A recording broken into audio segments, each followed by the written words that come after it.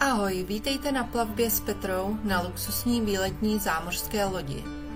Abyste měli představu, kolik lidí tráví dovolenou na luxusních výletních lodích, je to kolem 15 milionů ročně.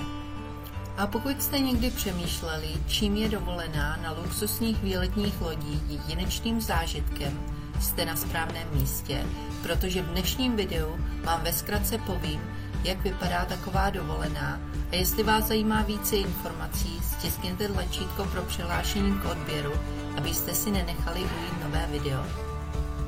Tak pojďme na to.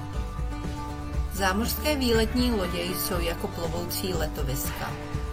Tito plovoucí obři jsou navrženi tak, aby nabízeli luxusní zážitek srovnatelný s letoviskem, ale s jedinečným bonusem v podobě objevování více destinací během jedné dovolené.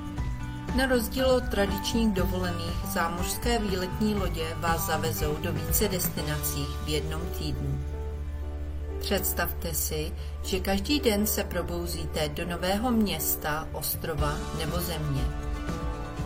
Je to perfektní způsob, jak uspokojit touhu vidět několik míst v jedné dovolené. A to není všechno. Nyní si promluvíme o pohodlí. Luxusní výletní lodě nabízejí all-inclusive balíčky, které zahrnují vaše ubytování, stravování a zábavu. Od útulných kajut až po gurmánské stolování, pro každého je zde něco.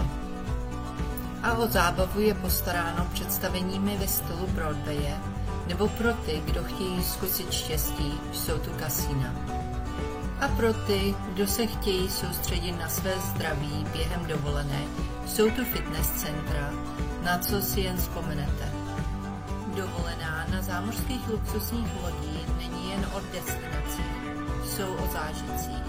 Ať se zajímáte o wellness, hudbu nebo jídlo, jsou tu pro vás tematické plavby. Tyto speciální plavby se zaměřují na konkrétní destinace nebo události, díky čemuž je každá plavba jedinečným zážitkem.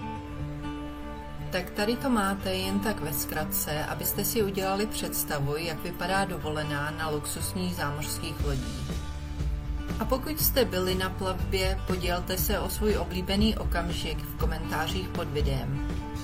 A pokud jste tu noví, nezapomeňte stisknout tlačítko pro přihlášení k odběru a získat další tipy na cestování, postřehy o plavbách, informace o destinacích a dobrodružství z plaveb.